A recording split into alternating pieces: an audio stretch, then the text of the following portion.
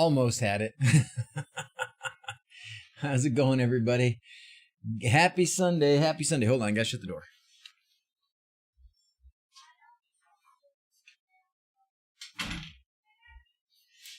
All righty. So happy to be here. So happy to be here. How's everybody doing? I got this thing I'm gonna put on my aching back. All right. Am I testing data length on the DrZzs? I sure could, Jaron. We probably should do that. Loving the dancing squirrel. Yeah. So my hope today, my plan today, and who knows where it will actually go, but my plan today is to cover some of the things that seem to give people a lot of trouble when it comes to LEDs. It's LED season. For dang near everybody.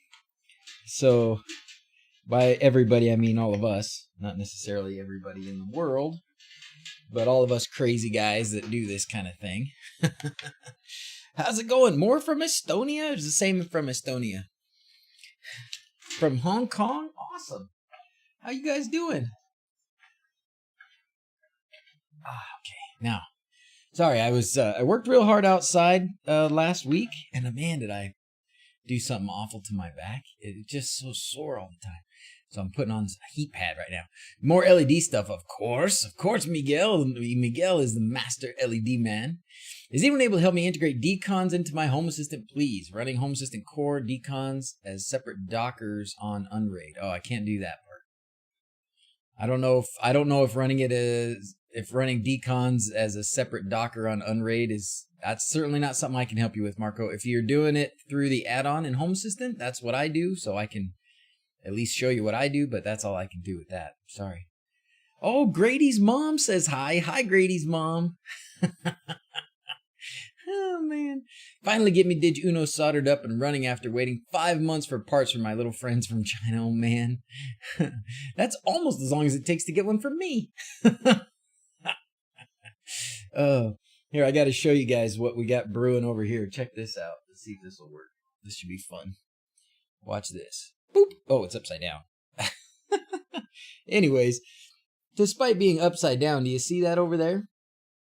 So we have this place called the Habitat for Humanity Restore. And basically it's like a thrift store. People can bring stuff in and just drop it off, And so we went in there, me and Zach, yesterday and got a desk. And then all those bins are full of WLED, well, I guess not WLED, sorry. It's Quindor boards, right? DrZzs boards. They all have WLED on them. That's why my brain went to WLED. Hey, intermittent tech. Nope. Is that? Oh, yeah, 5 months. Not for me. Quindor's here. Anyways, we got this desk, and that is our shipping station because prior to that, the stuff was just all laid out on the floor, and it was a disaster in here. So that's where it all goes, and we got some orders filled yesterday. We're doing it. I have a whole bunch now of DrZzs and some DrZquads, and so we started filling orders yesterday, and I want to not make anybody wait once they've put their order in. So we're releasing them in sort of batches so that we can manage the order amounts because it is just me and Zach that do it. So, hey Zach. Yeah, it is. I saw a cable downstairs, right outside of the theater room. So why don't you grab that cable and use that out there. That cam was upside down. Yeah, I know. That's because normally it's facing the desk. And then I want it to be from the bottom up like this when I put my hand there. But I just pulled it up this way so you could see what was going on behind me. It's upside down now. I could take a minute and flip it, but why bother? All right, Rehab Ruthless is new to this LED stuff, wanting to do basic light setup around the house and each window. Where to start and what will I need? You start with that. Start with the beginner video, which is still the most popular one. Oh, look, they caught me like I was scratching my face. Looks like I was picking my nose. Don't touch your face. Did I lose weight? Thank you, Martin. I've gained some and then trying to get rid of some. Theater room, fancy. Do I have a theater room? I do have a little theater room. Anyways.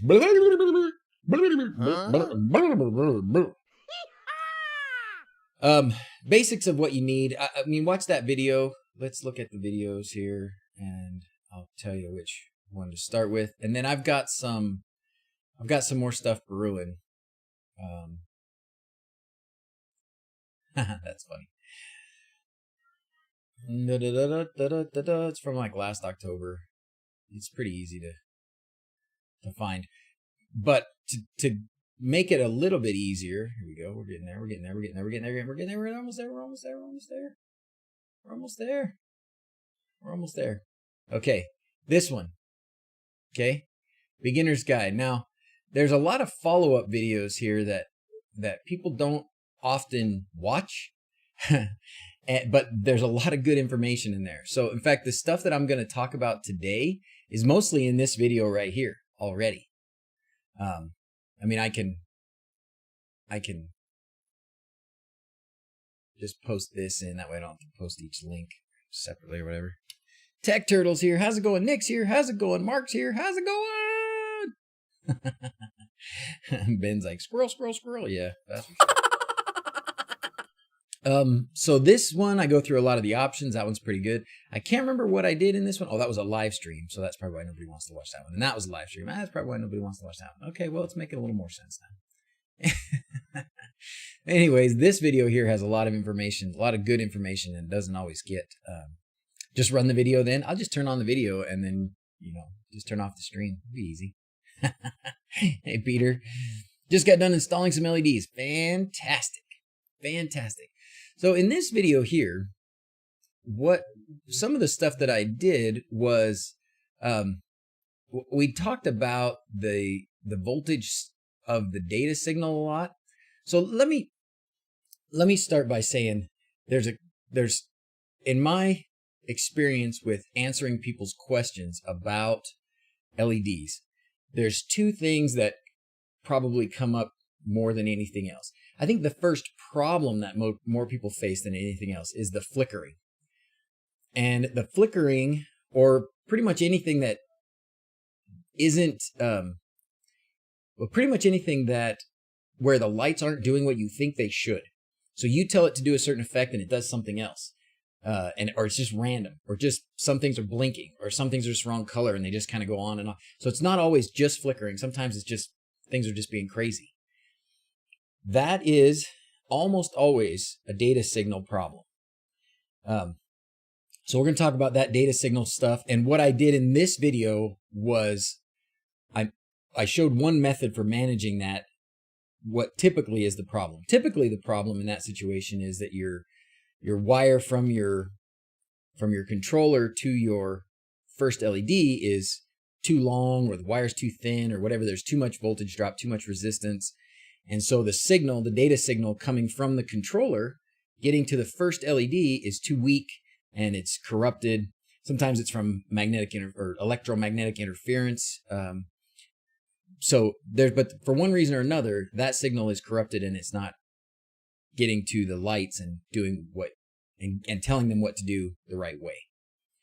Now, this was prior to everybody having pretty easy access to the DrZzs. When I made this video, you still had to solder your own DrZzs together. The DrZzs puts in a logic level shifter. And what that does is basically strengthens that data signal.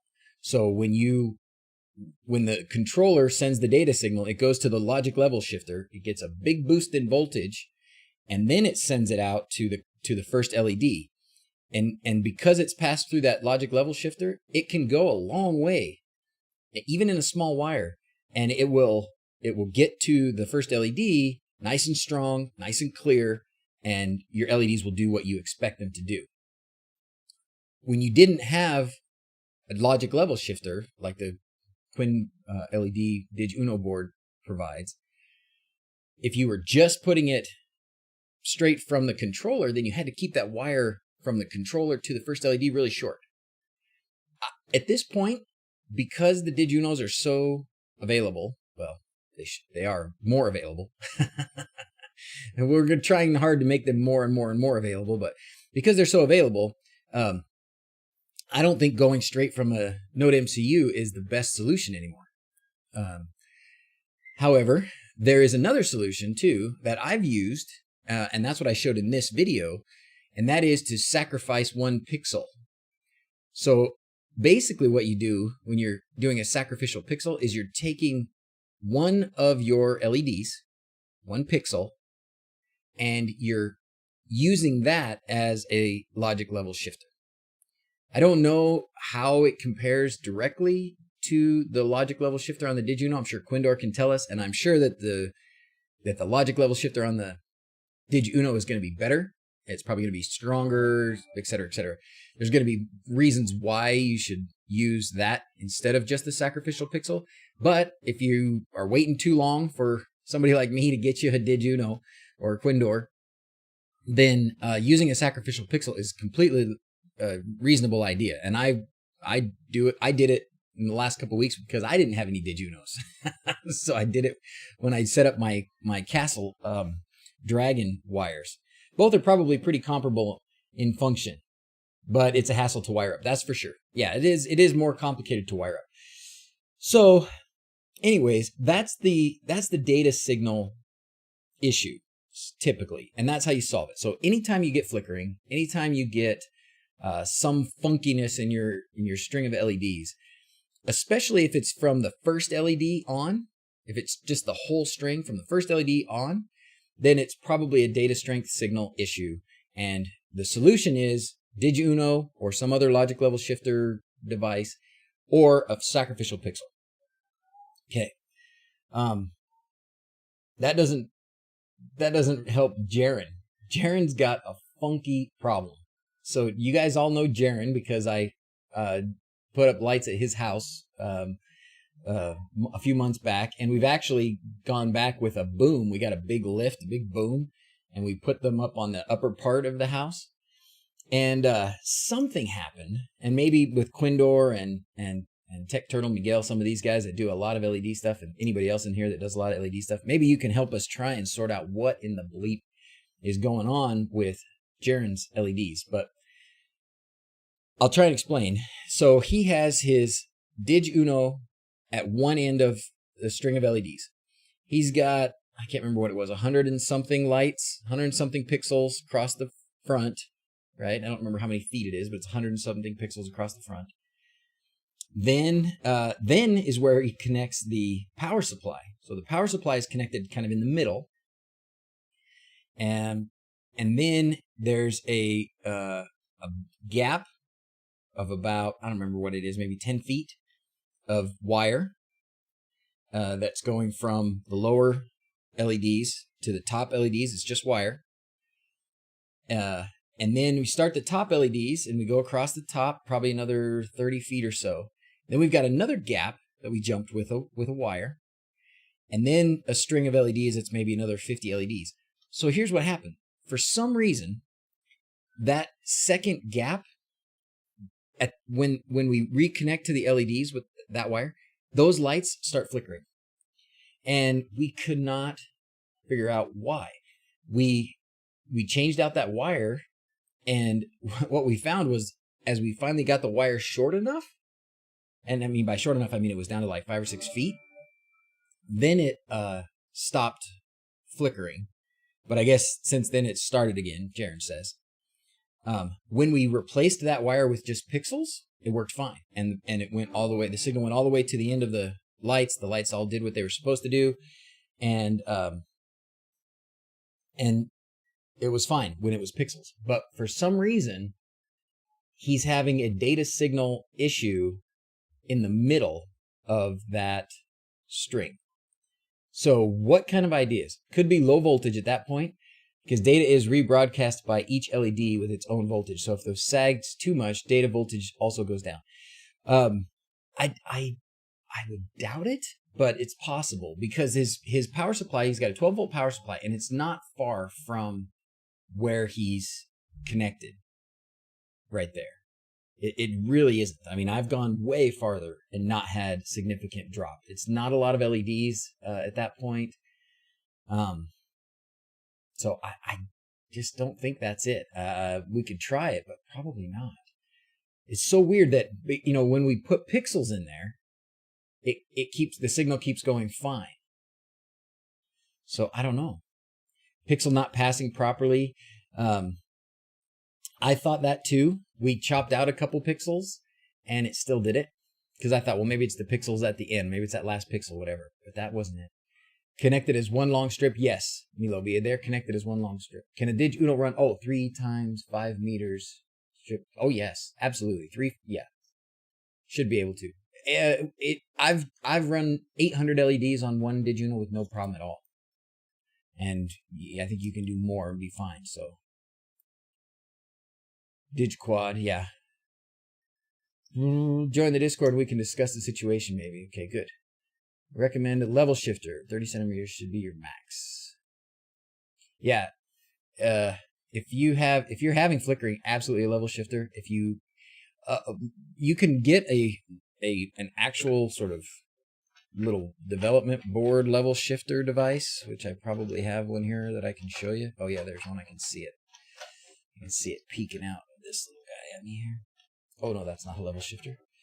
Sorry. That was Canadian for all of you guys out there. Here's a logic level shifter. When I say sorry, that's the Canadian in me. Okay. So you can use something like this. This is a logic level shifter, and in one of those videos, was it in that? Was it in that video? I can't remember which one it was in. But in one of the videos recently, I did show you how to wire up one of these. Oh, it was actually in the Hyperion video. So in the Hyperion video, I show you how to wire up one of these logic level shifters if you wanted to use this. But honestly, I don't think this is gaining you anything that a sacrificial pixel wouldn't. And the sacrificial pixel is going to be a lot easier to wire up. So that's what I would do. We can go through how to wire up a sacrificial pixel today. It's pretty simple. I think the best thing to do is to take the last pixel on the string, cut it off, and bring it to the front and wire it up that way. Because then you've got all the connectors that you need in the right places. I would just use a differential op amp and run a balanced line between them. I don't know what that means. Op amp and a balanced line. Speak noob. Do you speak noob, Patrick? You gotta talk to me like a noob.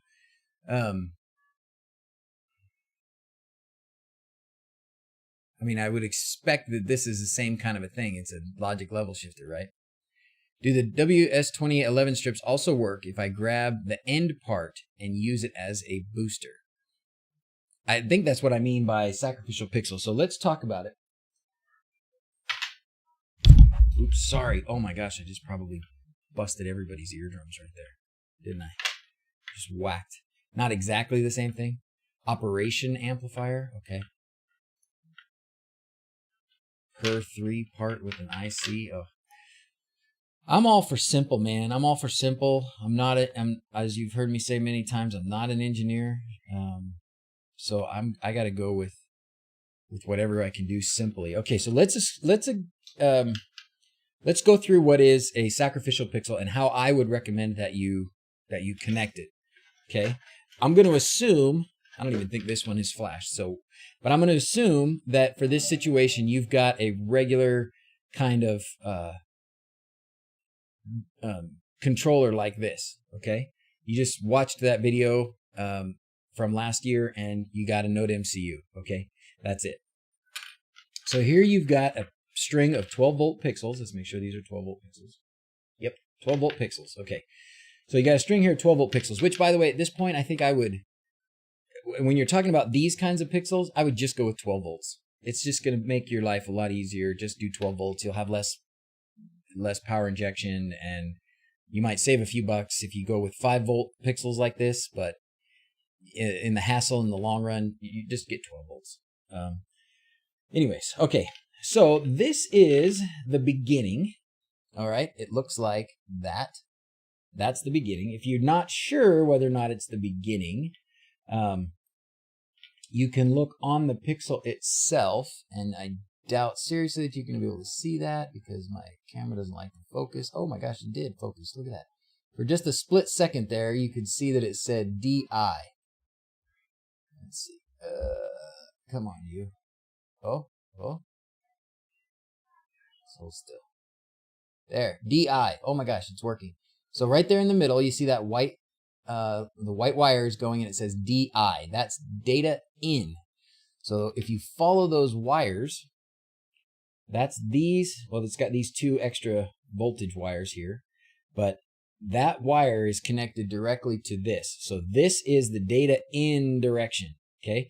Some pixels have an arrow, some pixels don't have anything. If they don't have anything on them to mark them as the direction, if it doesn't say D in, if there's no arrow, then almost always, at least in every situation that I've seen, it is the data in side is on the opposite side of the board as this big black chip. Okay, there's a big black chip here. The data in is the opposite side. So this is the data outside with the big black chip, and this is the data inside. Most of the time, you should have some kind of a marking on the circuit board, this little circuit board in here that you should be able to see, arrow, DI, something like that. But if you can't see it, this is a pretty good indication. Now, if you don't see it and you can't tell what side's what, just connect it. As long as you've got plus and minus, you know, don't mix up your plus and your minus. Make sure that your red is your positive and your white or blue, whatever it is your negative. Don't mix those two up. But if you connect the data in to the output side, it's not going to break them. So if you connect it, it doesn't work, just connect it to the other side. But generally, you should be able to see what it is. Okay. All right. So now back to my sacrificial pixel. So this is the end that you start with. So the data will start on this end. So the easiest thing to do when you're trying to, I think the easiest thing to do, you can either, well, I guess the easiest thing to do would be just cut that one. Anyways, just cut off one of these pixels.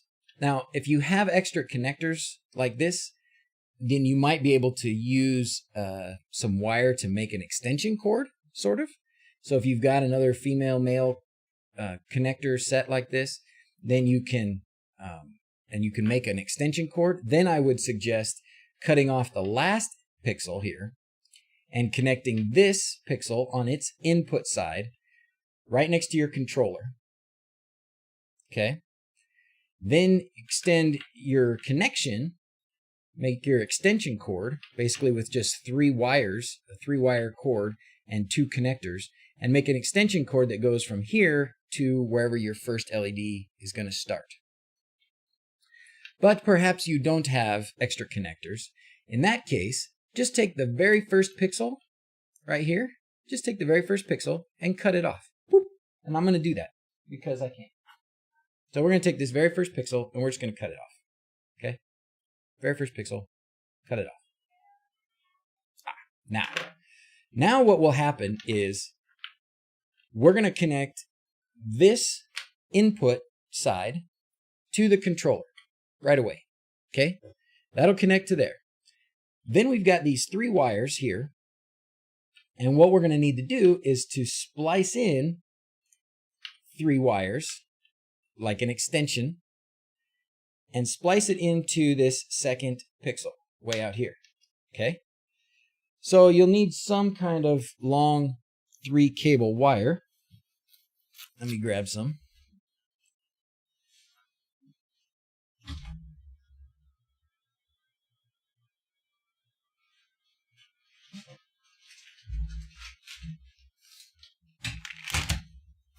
And here we go.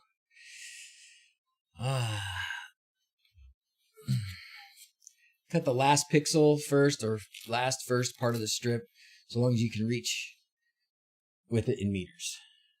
Say I would cut the last pixel. How long do you think it can reach? It can go, so in that video, Bjorn, in that video that I was showing here, the one where I'm answering the questions, we measured it and we tested it and we went 40 meters of wire. We sent the data signal 40 meters before we started getting flickering. And that was like 22 gauge wire. So you can go a long, long way. This one. This one. I've tried to promote this video because it answers a lot of questions. Oh, you don't need the 50 seconds part. Oh, schnazzer. Share. Let me do it this way. Copy. There.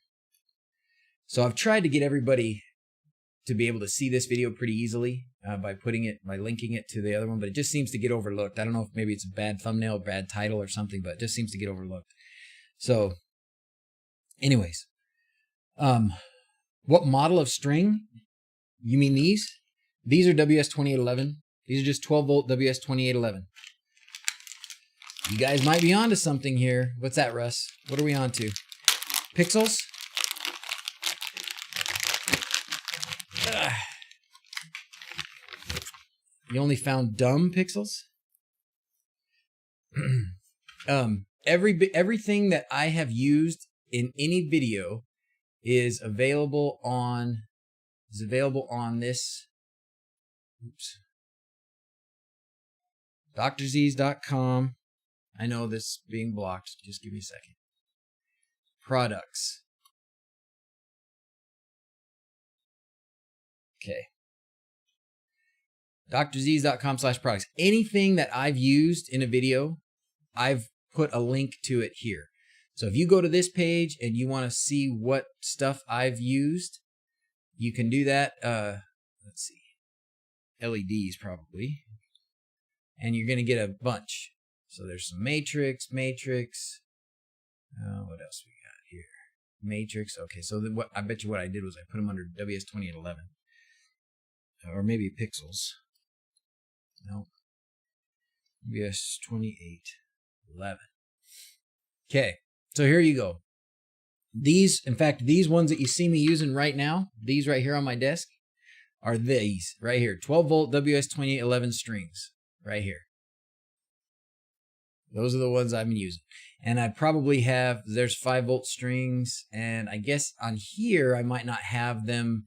If you wanted Amazon links, I might not have Amazon link for them here because I have an Amazon store. So if you go to Amazon.com, shop DrZzs, then under freaking cool LEDs, you will have the pixels right here. Okay? And these are the 12 volt ones. Look at that. All right?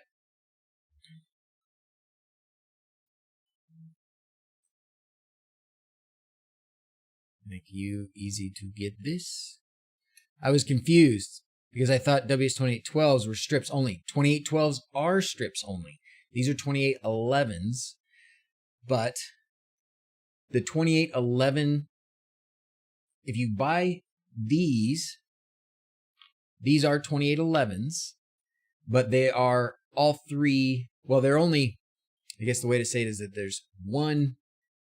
This is, when you buy WS2811 strips, you can buy WS2811 strips. I have some here. But the difference with the WS2811 strips is that they have one controller for every 3 LEDs. So you see this? This is the controller right here. So when you buy WS2811 strips, you're going to get 3 colors. Or these 3 LEDs are all going to be the same color. And then between the next 2 controllers, these 3 LEDs are going to be the same color. All right. When you have 2812 strips, the controller is inside here. So each of these is going to be a different color. Does that make sense? My camera's not great. So if you get 2811 strips, there will be 3 LEDs that will all be the same color. So that's not as cool. But these pixels, these bullet pixels, these are WS2811s. What are 12 volt 2815s? 2815s are, they're basically a strip. So they'll look like this. But they have, let's see, do the 2815s have the backup channel? Yeah, I think so. Protected from one dead pixel, yeah. So the 2815s, and I have some of those around here too. The 2815s, instead of having 3 little copper connectors like that, they will have 4. because they will be carrying an extra data signal. We hooked up one of those during a live stream a few weeks back. So there's 28 15s that are those the 12 volt ones that have the backup signal, and then there's 28 13s, I believe, which have the backup signal and they're 5 volts. Because most of the strips like this, most of these kinds of flat ones are going to be 5 volts, but not everyone. Don't power your LEDs through a breadboard. Yes. Did you do that, Russ? Or Rob does have a very good video on the differences. That's right. Small flickering issue when using 15 meters, so 50 feet of LED strip, only affect the last meter. What would be the reason in this case? Distance from node MU strip is only 1 jumper wire. It still could be the same. It still could be the same problem, but you could try. I would try. Gosh, it's only 1 jumper wire. It shouldn't be there. It shouldn't be the issue. Does it flicker? Gauze, does it flicker when it's bright or versus when it's dim? When it's solid colors versus when it's an effect?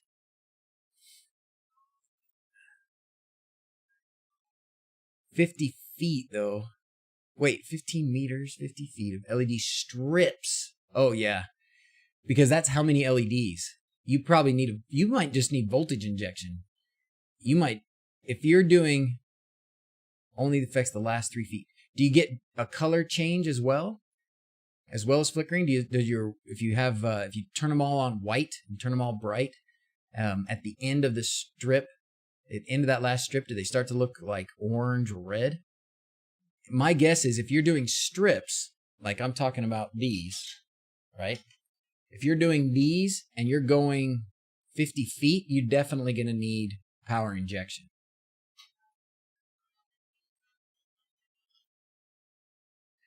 I guess the one thing we didn't try, Jaron, was just power injection. I just don't think that's going to be the issue, but could be.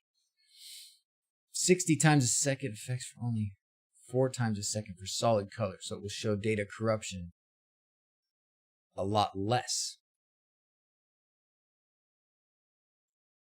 So, okay, so if you're putting an effect, it will show data corruption a lot more than just a solid color. Okay, that's good. That's a good diagnostic tool then. If you're seeing flickering on effects but not on colors, solid colors, then that's data corruption. Can the data signal be split at the controller in 2 sets of LEDs? Yes, Brian, it can, but those 2 strips of LEDs will do the exact same thing. They'll do the exact same thing. We did it with the Dig Quad on a stream a week or 2 ago. And actually, now that I have Dig Quads, I can go ahead and release that, the chopped up version of that video, or of that stream. But there is a way that you can send multiple data signals from the Dig Quad. So that would mean you could have different strips doing different things coming from the same controller. But prior to that, or aside from that situation with the Dig Quad, then you need to just split the wire. I mean, and really that just means, when I say split the wire, a lot of people get confused. What do you mean split the wire? I mean, you take the data wire, which in this case is the white one. You take this data wire and you just get another wire. You just grab another wire. Here, this will work. And that wire now goes to some other LEDs, right? So you got one wire that's going to go to one strip and one wire that's going to go to another strip. You know what I mean? Maybe this is not a good example. We never did finish. We got to finish doing this extension piece first. But I mean, what you would do is this would go to one strip here. Oh, bleed.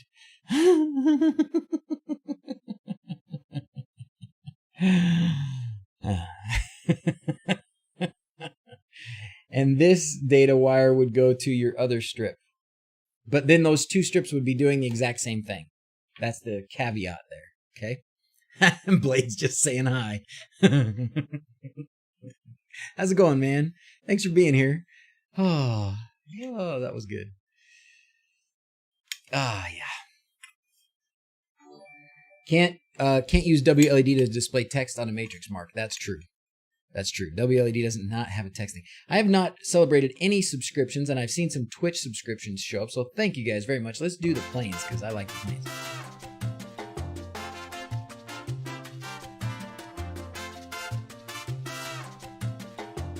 Banana. So you guys are talking about the resistors. You're talking about the resistors and capacitors. I haven't done that very much. I mean, when you use the DigUno or DigQuad, the capacitors are built in there. The resistors probably too. I don't know for sure. But when you go to the reason that I think some people are doing it, and I can't imagine it's a bad thing. This is from the WLED Wiki. Welcome to the WLED Wiki. What he puts in here is a little bit of a diagram for how you connect it. And he does put in this 100 microfarad capacitor. And this is something that Adafruit has done for a long time, or that they've put in their instructions. I don't know. I mean, what this does is prevents you from getting a power surge to the LED strip and damaging the LEDs. So is it a good thing? Yeah. Is it necessary, required? No. But that's what he does. Okay, and then, yeah, of course, Quindor's got the resistors included as well. Of course he does. The man doesn't make junk. That man makes nothing but good stuff. So what they show here is, looks like a 470 ohm. Is that not just 470 ohm? Okay. 470 ohm resistor in the data line. I don't know why. I don't know what that does. Quindor can tell you. And then the capacitor here. So are these things necessary? Certainly not necessary if you're using a DigQuad or DigUno. I don't know why I said quad first. Certainly not necessary if you're using a DigUno. If you're using just a straight up Node MCU or D1 Mini, which is still a legitimate option. I still have these running like this in my house in several places, and they're fine. I don't do this, and it hasn't caused me any grief yet. But if you have these things, if you have some capacitors, resistors around, yeah, go ahead, do it. It's not going to hurt. If not with WLED, how are those LED matrices controlled then? It would be nice for notifications indeed. X-Lights can do it. There are other matrix controlling software that I've played with. I haven't found one that I'm really in love with yet. But if you guys know of some, please let me know, because I do have some matrices that I would like to get better use from, and being able to display text would be a nice way to do it. And I don't want to go through X-Lights every time to do that. It's just not very practical. It would be much better to have something simple where I could type in like an MQTT payload and a matrix would display that text. That would be awesome. So if somebody knows of that, I've tried a couple, and we can look at them again and see what maybe is the best option for us low-tech DIY guys, but I'm not sure. That would be a good video. Yeah, it sure would be. That's why I've wanted to do it. I just haven't found the right stuff yet. This is to celebrate some more subscribers.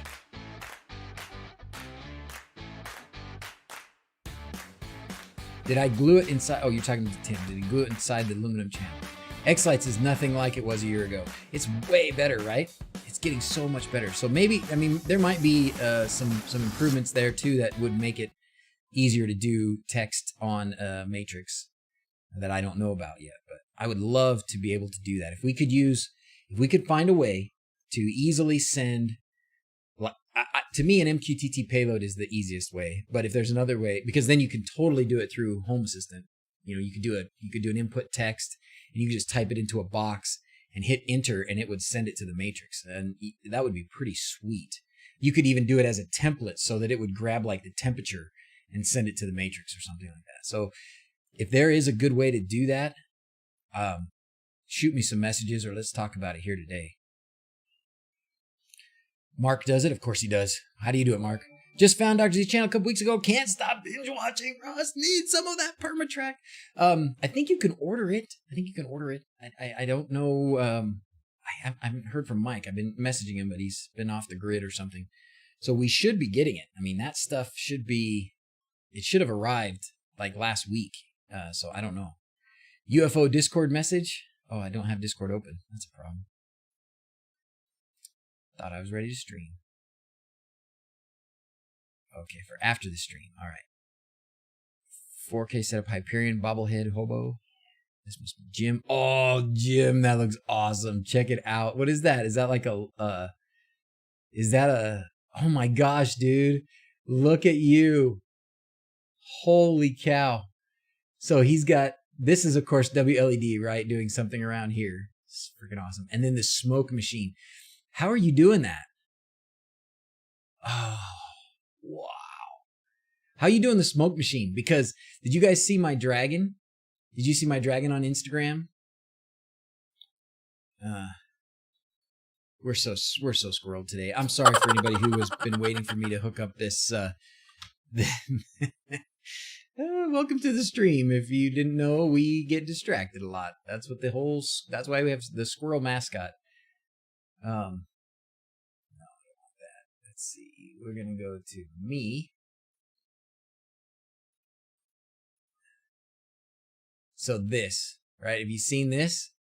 Check it out. So this is now, so I've had these up here for a while, but the part I added is the dragons. Well, I added the windows, which go all the way around the sides too. That's why this sidewalk is so lit up over here and stuff. So the windows, these what would that be, a sconce? I don't know. It's a fire. And then I put some lights behind the dragon. But what I want to do is blow smoke out of his maw there. So I need to see how you did that smoke maker. What on earth? No, it's not on earth. So Xlights creates a text on Matrix, upload it to Falcon Pi Player, use Home Assistant to trigger it. Then it would have to be the same text, right? Tech Turtle. What about making it dynamic so that it can, you can type a message in or something like that to Home Assistant. GLEDator. Ooh, I have not checked that one, but I will put that one on let's just poke at it here. We're scrolling around. Oh, looks like I have. Looks like I have looked at it.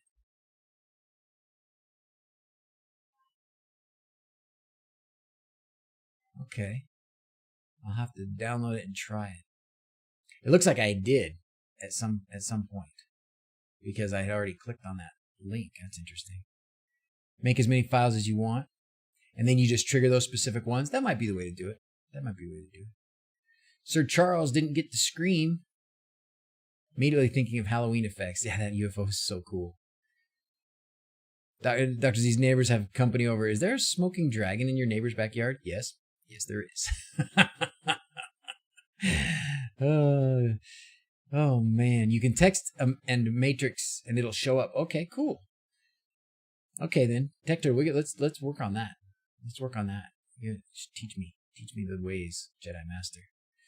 Okay, so we were back to this. Let's go back to this because I'm sure that there are some people anxiously waiting to see how you use a sacrificial pixel. So let's do sacrificial pixel again. I've got a bunch of wire here. I thought I had some scraps. Oh, that's even better. I do have some scraps. Let's use the scraps.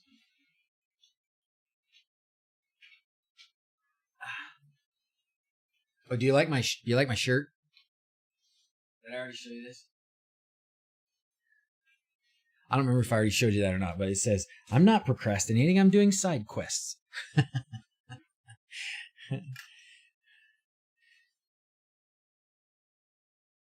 Hydrate. Thank you, Sir Charles. 1,000 pixels so far. Can I run it off? Should I split it into 2 or can you run it off 1? If I was running 1,000 pixels, I would split it into 2. I think technically you could, and you might not see any problems. But I would probably I would probably split it into two. Looks like Tim's doing it with one, so you know it's possible. I'm sure it's possible, and you may not see any issues at all. If you're going to see an issue, you might see some decreased frame rate, so maybe your transitions don't seem as crisp. Well, they seem more crisp and less smooth. But that's what I would do. What is EAM, Miguel? What's EAM? Why is Miguel not a moderator? Let's fix that. Okay. You can use a hose connection to the smoke machine and put it anywhere you want. Okay, cool. I've got room in the castle. I mean, I basically have a mechanical room in the castle, which is where I've been putting like the controller and the... Sorry, I don't know how to help with that. Here are other things you can try. I don't know what I said. What did I say? There's a plug-in inside FPP to send text to a matrix. Oh, beautiful. Oh, it's beautiful then. It's beautiful. All right. This is going to be a little confusing on the wiring of this sacrificial pixel because the wire colors that I'm using are different. Okay. But here we are. Sacrificial pixel time. Okay, sacrificial pixel. That's going to be this guy. He will be our sacrificial pixel. We're going to just strip out these wires here. I should have done that already. Sorry.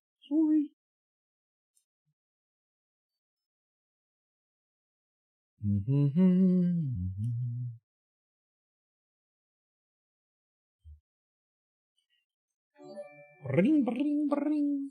Restarted. Just subscribe. Thank you very much. Okay. It's pixel time. It's pixel time. Bring, bring, bring. Confused Snail Guy. Thank you very much for subscribing as well. When it drops in there, does that mean it's a Twitch subscription? Because Twitch subscriptions are extra bonus options. Extra bonus options. Oh my gosh, Matt, Harry, we're having a subscription party. Thank you, everybody. Thanks for being here. It was a gift sub. Oh, awesome. Thanks, Blade. Or who gifted? How's it happening? Ramsey, thank you very much. You guys are awesome. So somebody is gifting them subscriptions to Twitch. Thank you. Charles is also running 1,000 off of one. Okay, cool. Man, there's a ton of subscriptions. Dude, who's doing it? Thank you. Cult board stream next week.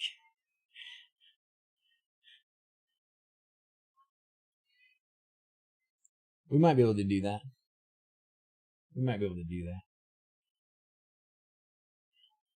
The thing is, I'm getting all my WLED stuff tuned up. But if I jump, I just dropped your live stream in the WLED Discord with a ping. Oh, cool. Oh, thanks. Thanks, Quindor. It's a lot of work to get your backyard to do it right. I do have a lot of work. Man, we are just getting subscribed like crazy. Thanks, everybody. Are these all gifted from somebody? Is somebody like dropping a bunch of money on this? Thank you. I do have a really cool wire stripper that I just don't use. I used it over at Jaren's house a lot. I haven't seen it since I think it's down in the garage. Wago clips. Oh yeah, I have those too. I'm just doing this the way somebody would do it in their, in their garage or whatever. Okay, so then the other end. So what we did was we tied these together. Okay, I just twisted these up together. Oh my gosh, this is definitely going to be like one of those hype trains. The hype train's going to go crazy here in a minute. Charles is the best. Matt Harris. Man, thanks guys. En route to 100,000 subscribers and a 12-hour stream. That's right, Peter. That's what's going to happen. That is what's going to happen. Oh my gosh. Thank you very much, Dave. Dave gone to plaid. Okay. Now the other end of this wire. So here I've got my sacrificial pixel, and I've got one end of my long 3-conductor wire. So I just connect these up ground to ground, data to data, and voltage to voltage. We're going to have to do whoop whoop. Seamus just subscribed too. We're going to do Evil Laugh because I think he's funny. And then we're going to do the unicorn.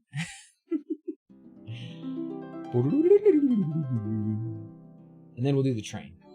I don't have a dank train like Frank. My gosh, thank you guys.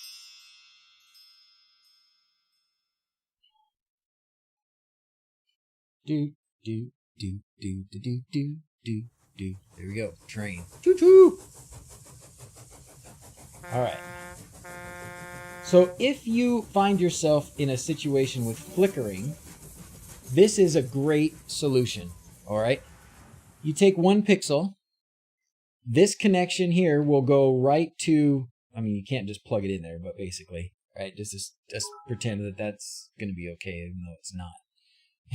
You would have this go to this controller, and the first pixel is right there next to the controller. Okay. Then you can have a long wire, as long as you need, really. Unless, I mean, like I said, 40 meters we did on that other live stream last year, and made that short video out of it. And then you can go all the way to the second pixel.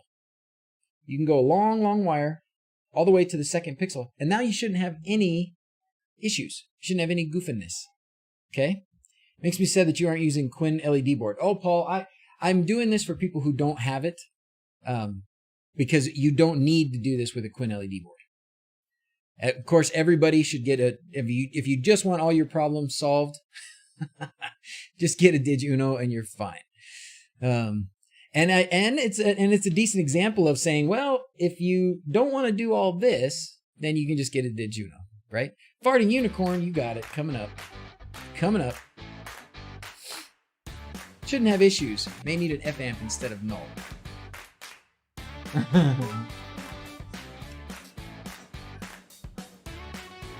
it going, baby? You want to say hi?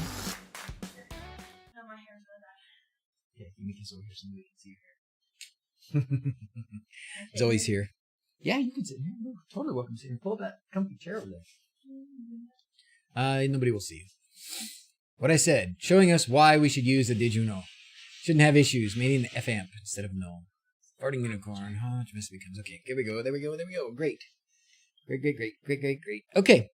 Now, this will work. This will work reasonably well, right? I do. Oh, Seamus just said hi, Zoe Faye. Hi. Thank you, Seamus. She said hi. Zoe had the COVID, guys. Did you know that? Zoe had the COVID, and Jackson did too, and they got it. When is your next group of DrZzs back in stock? Okay, Matt, great question. Right now, it's probably not showing up, right? It's probably showing up as out of stock. I assume we sold them all. So what we're doing is I have 900 of them. I have 900 of them right now. So yeah, they are showing out of stock. So we've had enough orders. We filled me and Zach filled 40 something orders yesterday afternoon. So they're showing up out of stock. Here's what's happening. Oh, sorry, can't see. Thanks. Here's what's happening. I got a big old shipment. There should be enough to get everybody through. At least by the time we finish releasing all of these, there should be another batch in. So we're hoping that we're done being out of stock.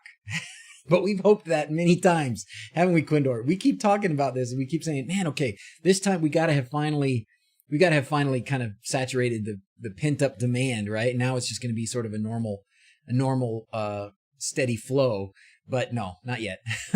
So 900 of them. All right. Prior to this, let me tell you that prior to this, I think I'd sold maybe 1,000, somewhere in that ballpark of 1,000. So we just got a new batch that's almost as big as all of them that we've sold since like March. Or when did we start doing this? April. But what we're going to do, because if I put 900 of them on there, then me and Zach are going to be sitting here filling orders for days. And I don't want everybody to wait a long time once you put your order in. You know, I understand the wait's probably going to be about the same, but I don't want you to wait once you put the order in. So if you put the order in, we're going to fill it in the next day or so and get it sent out. And then we're going to release another 100. And we're going to just do that several times over the next couple of weeks. Okay. So you should, the part I didn't know for sure what was going to happen here is this thing about email when we get stock available. Once you've put your email in there, I don't know if it's going to do that every time or not. So you may have gotten one email that did it, or you may not have gotten an email because apparently the thing that sends emails here has a limit and I have to pay to make it higher. So I'm going to do that, but I couldn't do it yesterday. Anyways, we will have them. We will have a lot of them. But if you show up and they're out of stock, just check back again in a day or two, or hopefully, sign up for this and hopefully you get an email. But we're going to get them. We're just going to keep putting them out little bits at a time. You never got an email? Yeah. The reason you didn't, Carl, is because I didn't realize that this was going to be a problem, but I have 100 email per day limit, apparently. And I tried to pay to extend it, and they said, "Oh, we think you should still be evaluating the service, and we don't want you to pay yet." You gotta be kidding me? And then we had other things going on last night, and I didn't finish working on it. So I'm gonna do what I need to do to make sure that everybody can get an email. But yeah, I had like 300 and something people waiting to get the email that says, "Yeah, they're back in stock." But they are in stock. You can see here 2 huge boxes of 900. And we do have 100 dig quads as well. And I found a great solution for the dig quads. Well, Janice found it. Soap dish. Remember the soap dish? There's these soap dishes that fit the dig quad perfectly. So that'll help a lot, because I know the first batch of dig quads that we sent out, they were just kind of, I tried to wrap them in some extra like, sort of softy wrap stuff. And that was the best I could come up with. And it wasn't, as good, as sturdy of packing as we were doing with the Dig Unos. So now we've got a nice sturdy plastic box that they go in, and you can use it as a project box too. So the UK, if you want it from the UK, Matt Harry Spark, that's Quindor. So you go to QuinLED, and I have that right here as well. Devices are available for international customers at this. So I'll drop that in here.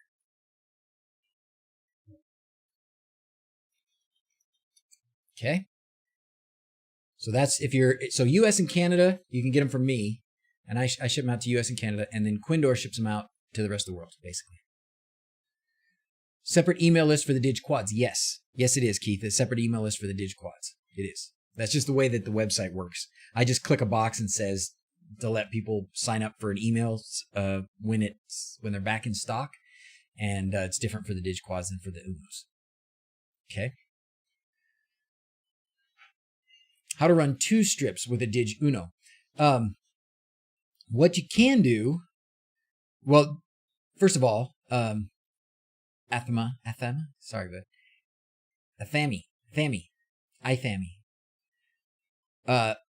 what you can do is you can just split the data signal and run this to another strip of LEDs, right? To another string of LEDs.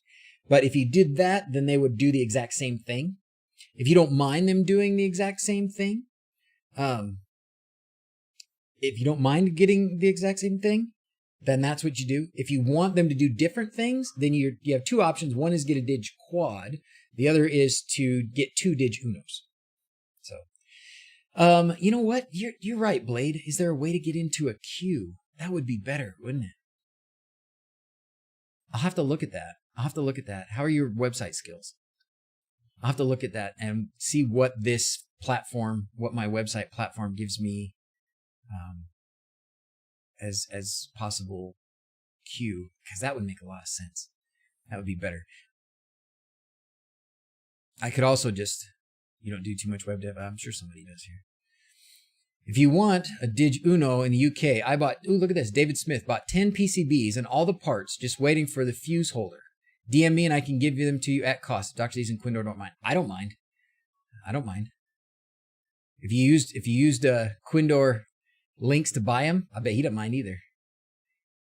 This started out as a DIY project, and it's still a really good one. Like, if you want to learn to solder and you want to practice and learn and get good at it, this is a good project. I've done it twice on the stream, right? I've done it twice on the stream, and so you can follow through. We did it. You can go back and watch them and see how we did it. You have a short WLED from 1 meter. You can use the USB connection for power. No, you have. I see what you're saying. So, Rinus Van Art, you're talking about if I have a short WLED from 1 meter, you can use it to do connection. You cannot power more than a couple of LEDs through the controller. All right.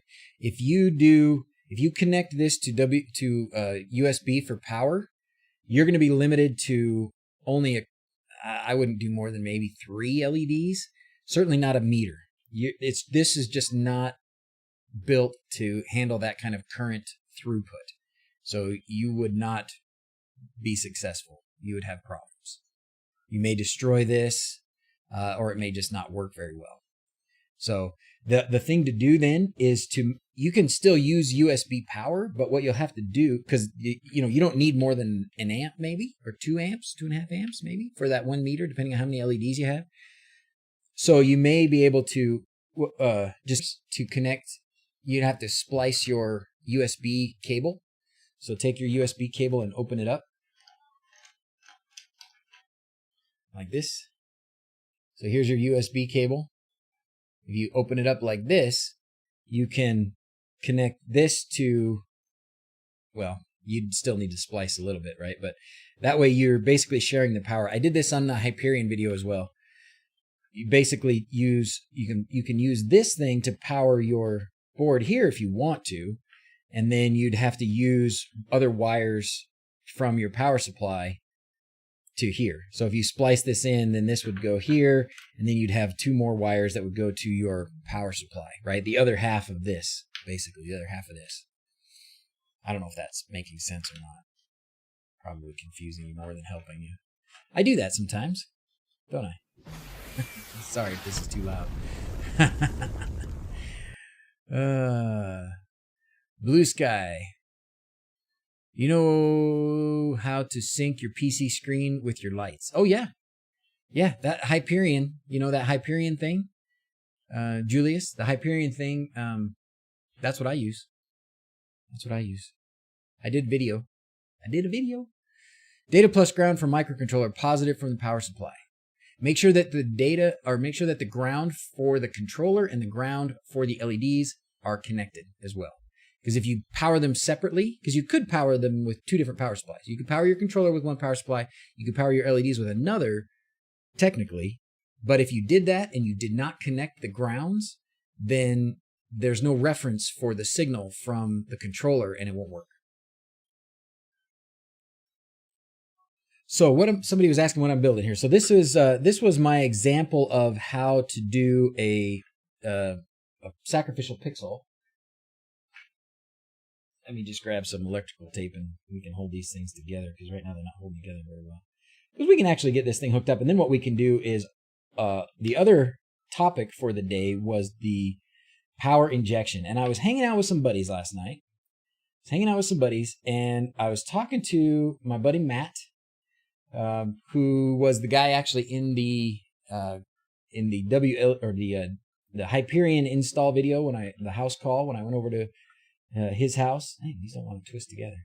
I went over to his house and installed Hyperion for his TV, and I made a video about it.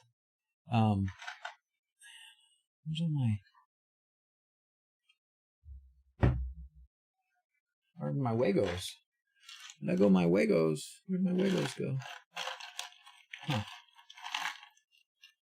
Oh, and then Matt just sent me a text too. Anyways, he was confused about power injection, and he's a smart guy and an engineer guy. And so I thought, okay, well, I'm either not explaining it very well or something, because if Matt's confused about it, I know a lot of other people get confused about it as well. I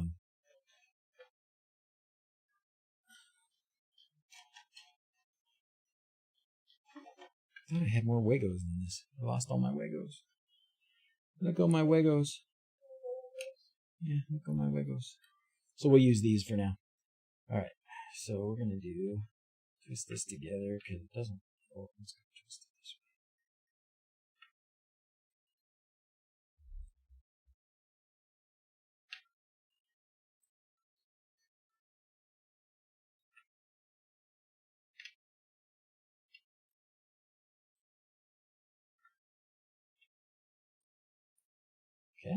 Seems to be on there pretty good.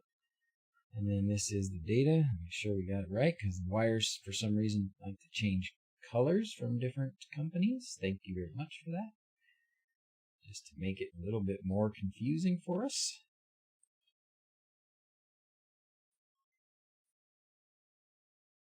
A link for the Discord. I think it's if you do an !D, I think it will send you to the discord.me thing, I think. Somebody was telling me that discord.me wasn't working. So hopefully it is working. All right, so that's that side. And then this side, we're just going to use some of this electrical tape because I don't have any more of those connectors. Moved to live stream.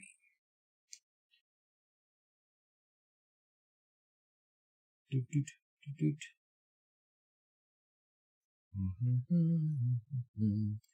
I would suggest doing a better job of connecting these when you're actually doing it. Don't do it like this. Do you ever have plans to release a low profile permatrack? So here's what's coming. So the permatrack that we're waiting for the arrival. I mean, it's supposed to have been here a week ago. It is smaller than the first batch. So it is lower profile to some extent. Oh, look at that! It just came right off. It is lower profile to some extent, but it is just generally smaller. And instead of having 30 LEDs per track, instead of having 20 LEDs per track, it has 30 LEDs per track. So that is instead of, it was 4 LEDs per foot. Now it's 5 LEDs per foot, so, which also means they were 3 inches apart, and now they're only 2 inches apart. So we had a lot of requests. We had a lot of people that said they wanted them a little closer together, so we're going with 2 inches apart. We may end up with another batch of the 3, the 20s instead of the 30s. So basically the next batch, which is the one we're waiting for, so if you're putting in orders now, this is what you're going to end up with. It's less size but more pixels. The issue with a lower profile that I ran into was fitting the pixels in there. I wanted it to be a lot lower profile, but fitting in the pixels started to get pretty hard. Difficult to actually fit them in. There are some pixels that are low profile. They're like a square back. Instead of being like a bullet like this, they're like a square. But they're more expensive. And so I thought, I'm not sure if we want to get there yet. So we'll see. And then shipping. What about international shipping and permatrack? I think we're doing Canada, but Stubbs Christmas can tell you that it's difficult. We sent some to him, and it took a long time, and it was not cheap. It was very expensive. What we need to do, and we probably just need a bigger operation, but what we need to do is get some suppliers in other places. We need like somebody in Europe that can make it for us and then distribute it. But we haven't gotten there yet. This whole day job thing is holding us back a little bit. All right. UK heli pilot's got to drive, but he's going to listen. Okay. You stay safe, buddy. Eyes on the road. Putting LEDs and other light sensors on a tablet. Maybe blinds, possibly a linear actuator for something, Zigbee switches, whatever else I can think of. What are you doing, Seamus? That sounds awesome. Dr. Day, distributor by night. That's right. That's it, Blade. Pick me. Will, yeah, that's true. We talked about that, right, Will? Let's talk more about it because we gotta get something. We gotta get something going. All right. David Smith on Discord. Oh, okay. I missed some of that. FPV is called Quad 300. Okay, great. Thank you very much. All right, back to this. Now, let's talk about voltage injection. Okay, so what the heck is voltage injection? Why do you need it? And how do you do it? Okay, let's first, we're going to make a distinct separation between this data signal strength improvement, which is what we were doing here with the sacrificial pixel, or what you do with the logic level shifter. Okay. And that issue is handled in a dig quad or dig uno board. Okay. So the data signal strength issue, meaning how far can you be with your first pixel from your controller? That part is handled by using a dig quad or dig uno, by having a logic level shifter, which is a pain in the butt, or by having a sacrificial pixel, which is a little bit less pain in the butt, but not as good as a dig uno or dig quad. Okay, so that's one issue. Data signal strength. That's flickering, basically. The voltage drop issue is different. And what happens when you hook up a bunch of these LEDs, each one adds a little bit of resistance. So the voltage, as you go along the string, starts to fall. It's okay if it falls a little bit, but at some point, when you've got enough LEDs or a far enough length, the voltage will drop too much for it to effectively, or for the LEDs to effectively function. What you will see primarily is dimming or maybe a little bit of color distortion. And what I mean by that is sometimes you'll see, well, in the extreme, if you set your LEDs to white, in the extreme, when you really need voltage injection, they will start to turn orange and then red even at the end. And what happens is there's not enough voltage for all three of the colored LEDs on there, because you've got a red LED, a blue LED, and a green LED. There's not enough voltage for them all to light up. And I don't know why the red one does, but the red one does. And the others don't. So if you've got a long strip of LEDs, a long run of these, and at the end you're starting to see the colors turning a different shade, getting a little darker, getting a little more dim, then probably what you need is voltage injection. In my experience, with 12 volt pixels like this, you can have probably 250 pixels, which is 5 meter strings. So 25 meters, which is going to be in the ballpark of 80 feet, maybe something like that, of these.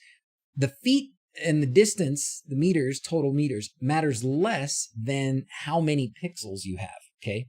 Because each pixel adds a lot more resistance than just another foot of wire, all right? Oh, yep, and might end up burning out the strip. Don't ask me how I know. Uh-oh, Willie. 5 volt, 5 meter strip, no injection. Oh, I was just about to say that. Finally here for live. Joseph's finally here for live. Fantastic. Why red? Voltage of the LEDs draws related to its color. The green, usually around 1/8 volt. Okay, cool. Well, there you go. There you go. There you go. There you go. Will's got a great reason why it turns red, but all right. So where was I? What do you do? So that's how you know if you need voltage injection. You need voltage injection if at the end of your string of LEDs, you start to see dimming or you start to see color changing. You could see some flickering, but generally dimming and color change is what you're going to see. If that's the case, then you need voltage injection. How do you do voltage injection? Easy peasy. I always say that. It's not always easy for everybody, but I say it anyway. For voltage injection, you just need a pair of wires. This is just like 20 or 22 gauge speaker wire, all right? It's rated for 12 volts. It's probably decent to handle, I don't know what, 5 amps, something like that. So what you do with this is you connect it to your power supply. So let's get out a power supply. I shocked myself with this power supply. Is Jaron still on? I was playing around with this power supply when we were hooking up some extra lights on my house, and this thing is, this thing is bare bones here. And I had it plugged in, and I touched something under. I picked it up. It's just a stupid thing to do, but I picked it up and it zapped me. I'm not going to plug it in, okay? I'm just going to use this as an example of connecting to your power supply. So on this power supply, you may be able to see that there are 2 positives and 2 negatives. It doesn't mean that there has to be on your power supply, but in this case, there's 2 negatives over here and 2 positives over here. All right. What you do, so I've got 1 pair of wires here, and we could take this pair of wires and it would be connected to our, well, you could connect it to the input on your DigiUno or your DigiQuad, or you could connect it to the beginning of your LED strip like this, right? So if I take these, if I strip this, these wires off here,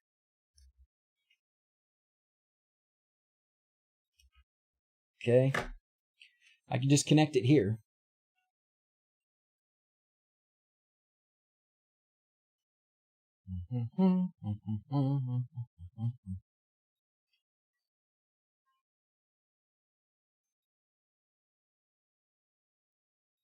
I need to do a live stream with my phone and just walk around the house and show you guys how, because I've got most of these examples in the house in one way or another. Okay, so that would be 1 power supply. We're giving power to the beginning of the LEDs. Now, if we're having the dimming at the end of the LEDs, then we need to use, or we don't need to, but we can use these other connectors, and we're going to put the black in here, and I'm not actually going to turn this on, so don't worry about the straggly little wires and all that stuff, so it's all okay. And then put the plus there. Okay, so now we've got another pair of power wires. This is just supplying the power wires, or just the 12 volts. And we can take that to the far end of the LEDs. This is the opposite end, right? This was the start. This is the end. This is the finish. And this wire then would just run parallel along with this all the way down. Okay? And we just splice that in to these extra wires at the end.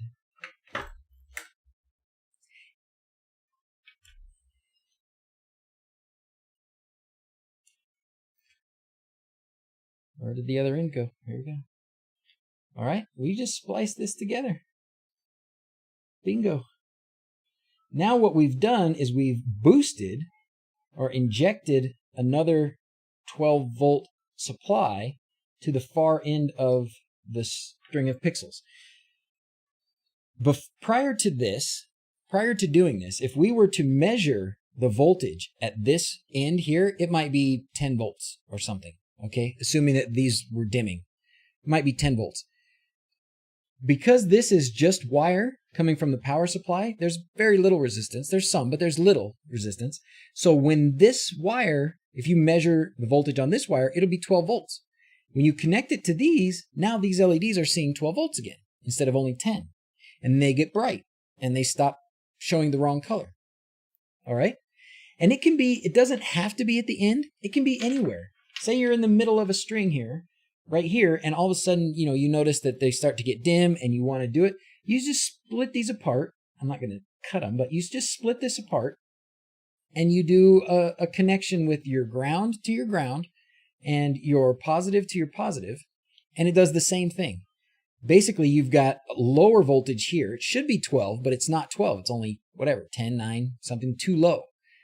You take these wires, which are carrying a full 12 volts from your power supply, and you plug them in, boop, to the positive and negative, anywhere along the string.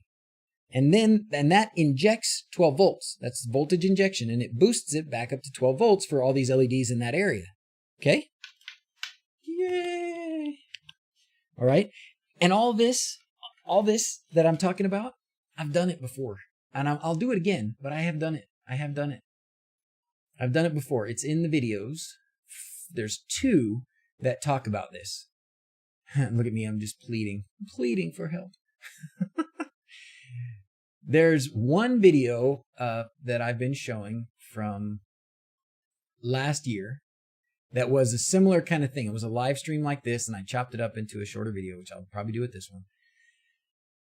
And this one right here, okay? So, posting it again. I know everybody wants to see this. It's really good. Tell all your friends that if they're having LED issues, watch this one. Oh, sorry. Camera. Thank you. Thank you, Seamus.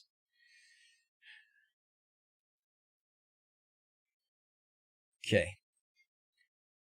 That's this one. And that'll talk about these issues as well. And I actually even did one a really long time ago. Really long time ago. If you go back here, search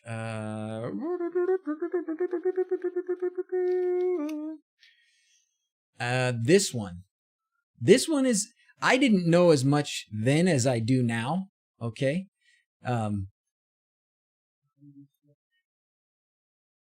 But this one has a lot of good information. And this, I show you in this one, what happens when you don't have power injection. This is what happens. This is what it looks like when you don't have power injection. They start out fine. Then they start to turn some sort of yellow-orange, and then they turn red.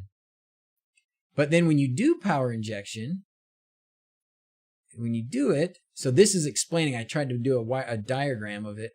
And when you do power injection, now they look like this. And this was power injection with power going to the far end. So now they turned white. But what you see is this one is getting, these are only 5-volt pixels, by the way. This is getting 5 volts. This is getting 5 volts. These ones are getting a little bit less. Because with these pixels, if you get 5-volt pixels, after about 50 pixels, you need to put more power in. So the 5 volts, it's not that it drops faster. It's just that the pixels need a minimum voltage. And if you have 12 volts, they get their minimum voltage for a long time. The minimum voltage is somewhere around 5. So if you're starting at 5 and you drop much below 5, you're going to have problems. But if you're starting at 12, you can drop a long way before you get too low for the LEDs to get the voltage that they need. All right? This was a long time ago. But anyways, man, I was really close to the camera.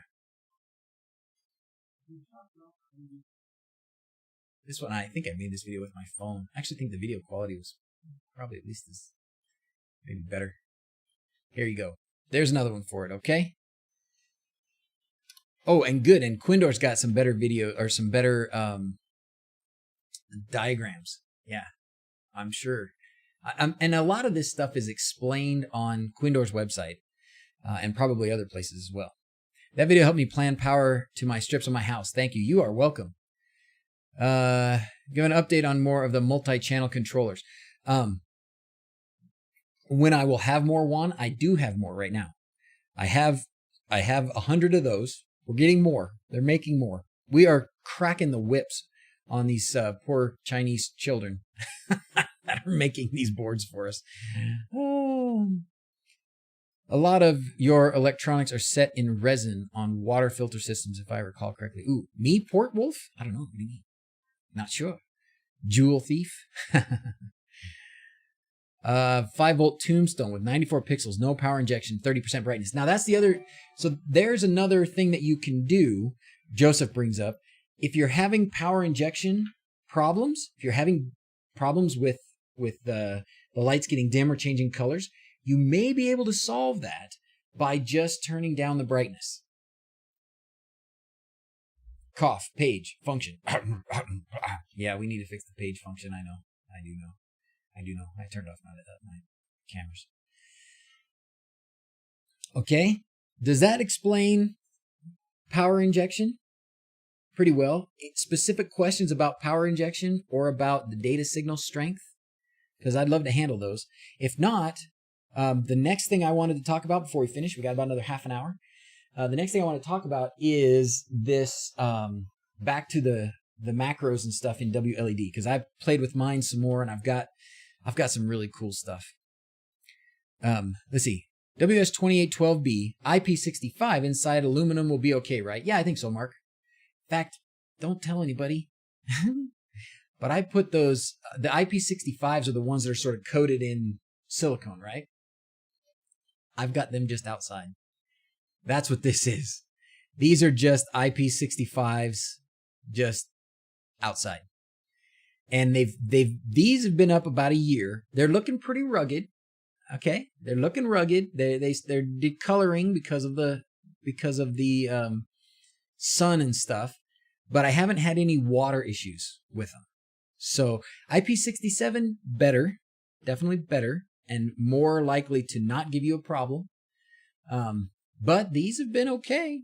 So when these break down, I'll let you know.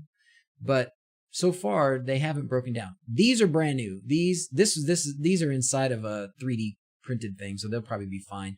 These are not in the direct rain or not in the direct sunlight, so they'll probably be fine. These ones have been rained on, and some of them look pretty bad, but it's been up for a while. Oh, look, there we go. Will, IP65 around the garage door. 2 years, still going strong. There you go. If you like them inside the aluminum channel, absolutely do the aluminum channel. Do it. Do it, do it, do it. And IP65 inside the aluminum channel, beautiful. No problem at all. In fact, that may be what Hookup Rob does, I believe. I can't remember if he used the 65s or 67s. For those of you that are wondering what we're talking about, the IP65s, they look like this. This is what the IP65s look like. So they're just kind of a silicone coating over the outside. And then the IP67s have like a sleeve on them. They have a silicone sleeve on them. They're just a bit more weatherproofed. Is the last number the water number? First number is the dust number or something like that? I can't remember. Find the way to install LEDs on the balcony. Yes, you do, Kuba. Yes, you do. You don't think the 67s will fit? They will fit, Mark. I have them. On the front of our house, if you go to, again, that video that was close some of these. Got too many things open. Too many things open. I keep going back to these videos, but serious recommendation. Take the time to get the diffuser and do it nice. Hot glue doesn't stand up, and it's hard to screw mounts, etc. when you're so smart you leave it to winter to do the lights. Not in aluminum, no. I did it. It fit. Maybe some of them are a little bit different size, but I did it. The main big LED video from last year, when WLED was brand new. Should keep these in a little bit easier place to reference.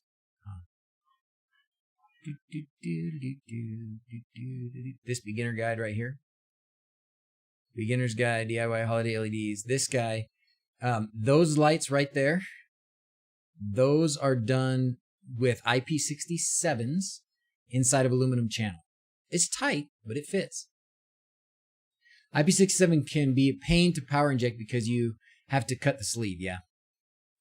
That's why I just did it in this short, this short thing here, which I think it might only be 1 meter. And I think I just cut the end off and just put some hot glue or something in the end of it. That's right. That's Zoe's window. See how dumb I was back then? I was dumb. Look, I didn't know that I could jump these gaps after the first pixel. If I'd have known about sacrificial pixels, I would have jumped this gap right here. This wouldn't have pixels on it. It would just be a wire from here to there. And same from here to here wouldn't have pixels on it. There's a couple other places there I did it wrong. What I should do, maybe I'll do this. I should go up there and cut these, take this off from here to there and move it over to there. Or even maybe do this little line right here with it. Something like that. Can I pick up a tube of silicone type material to seal those sleeves up securely? Awesome. That's what I should do. Binary is also posting quinters. Oh, you guys are talking about the, yeah. And I will, now that I've got these in hand, I will put out the video, the shortened video from the live stream where Quindor was on, and we did the Dig Quad stuff. That was really, really good, really successful. Really happy with the way that turned out. I don't remember where it went. Is this it? RFID tags, WLED macros. Must have been back here. There it is. This one. Multi-output WLED and Quinn LED board. So this one, I believe, has those links as well. But that's the whole stream. So there's going to be a lot of this kind of stuff in there.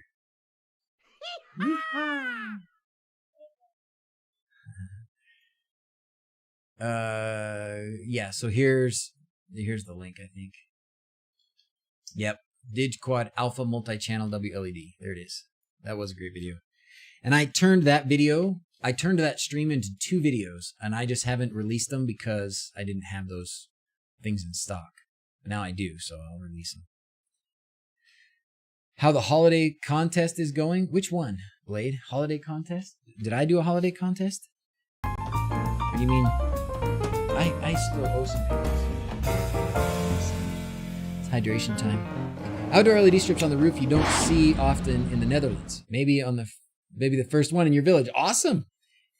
Awesome. Do it, man. Be the first. Start the trend.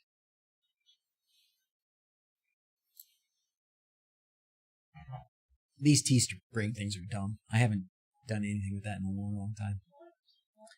You want a Christmas mug? Zoe wants a DrZzs Christmas mug? Okay. Animation contest or something. Oh, that's right. Yeah. So who was it? Miguel and... Was it Tech Turtle or Stubbs that won? I can't remember. I think it must have been Tech Turtle and Miguel that won, right?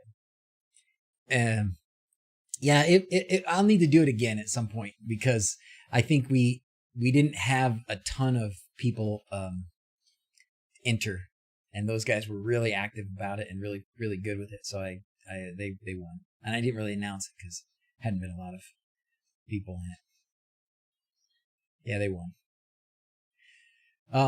Okay, so we covered voltage injection. We covered sacrificial pixel. Let's look at what I've done with my pre-slots here. Okay, because we during the last stream, we did look at how you can output the information from these to put them into a different controller, and I want to try that again. Okay, it was a little bit more tricky than I expected, but I want to try it again.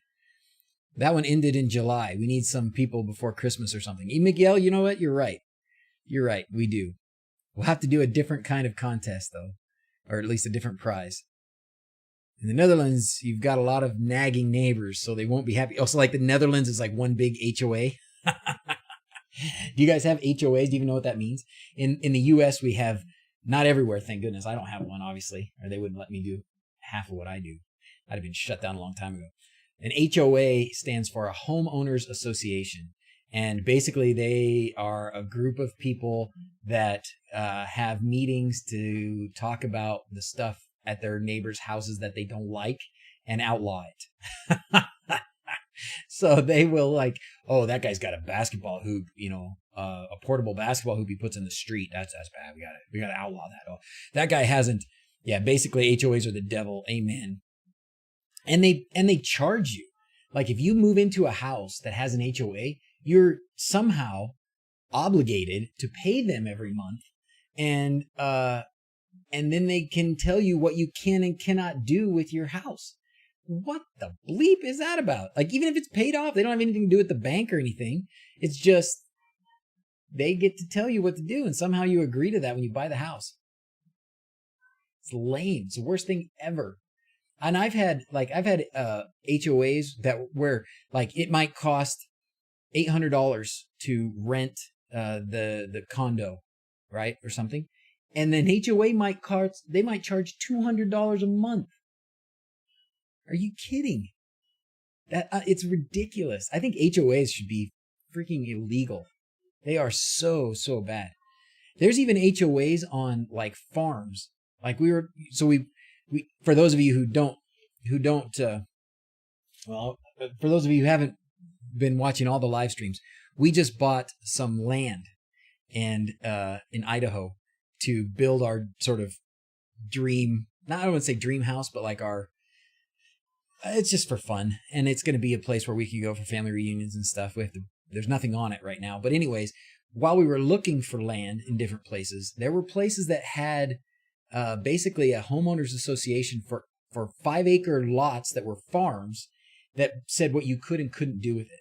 like what your house had to look like, how big your house could be, how you could use it, like whether or not you could rent it out on a short term like VRBO or Airbnb or something like that. So lame, right? It's total squirrel. I know, total squirrel. Almost 5K or something. I think I'm not counting the matrix. Oh my gosh. That's how many LEDs you have? That's crazy. I don't have that many. Zoning ordinances are fun enough as is. No need for somebody to complain every time I do an oil change in the driveway. Amen, Brandon. Amen. Yeah, they're like, oh, you can't have a boat. You can't park on the street. You can only have so many cars. Like, good freaking grief. I mean, I can understand where the basis came from, because you could have like a really nice neighborhood and everybody really concerned about their property values.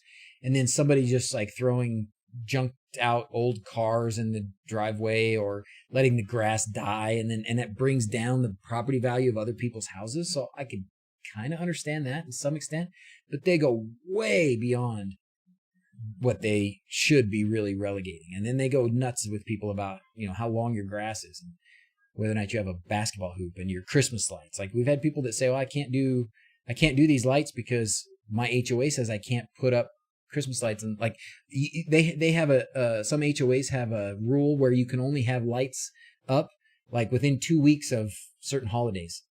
So like 2 weeks before Christmas, you can put your lights up. 2 weeks after Christmas, they have to be down. You know, wham, wham. Craziness. Nick, yeah. Okay. I digress. But we do not have an HOA here, and we do not have an HOA on the property we bought, so we're very happy we can do whatever we want. Okay. HOA therapy. That's right. We had an HOA therapy session for all of you HOAs. Oh, man. Excuse me, sir, your hedges are 4 inches too tall.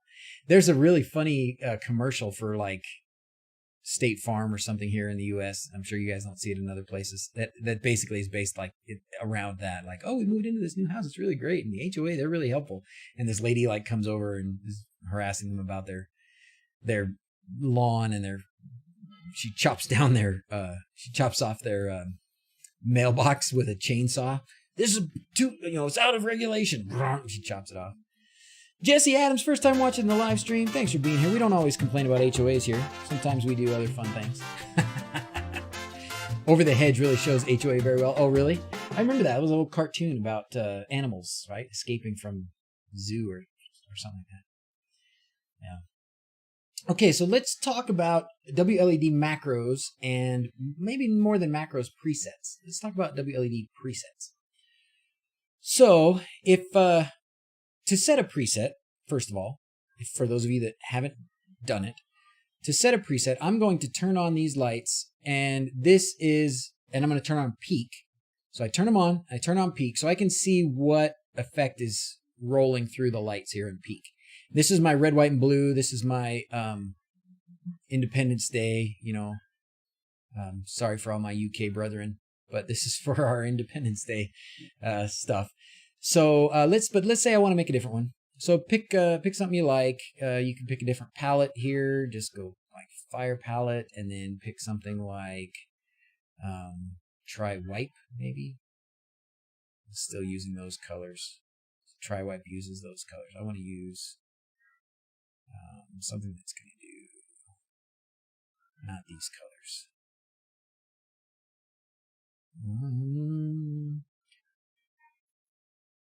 No. These aren't, I don't know. Oh, okay. This one's doing. Okay, that's kind of cool. This one is using the color palette, right? Okay, so I selected a palette. The palette I selected is fire. I selected an effect, which is, in this case, Synalon Dual. If we wanted different colors, we could change the palette to different colors. All right. Kind of fun there. Dry and wet. Okay. So anyway, so let's just say that this is my favorite new effect. Great.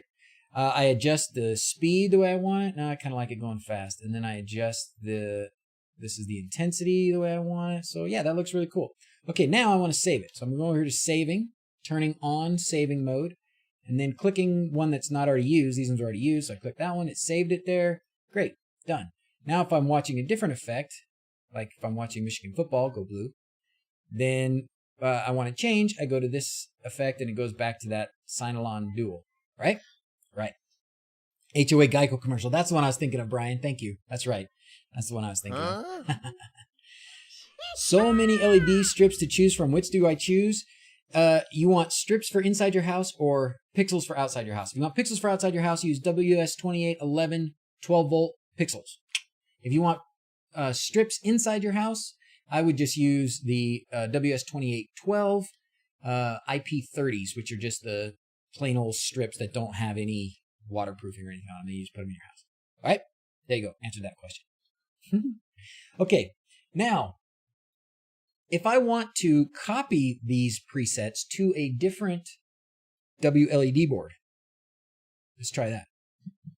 If I go here, and now hopefully somebody here, I don't see Kenneth. Kenneth was the one I think helping me last time. If I go here and I put win after this, it will give me basically this information. Okay? This is the part where I get confused. I can copy this information. Then I can go to another board, another WLED board. In this case, I'm going to do this little matrix that I have here in my office.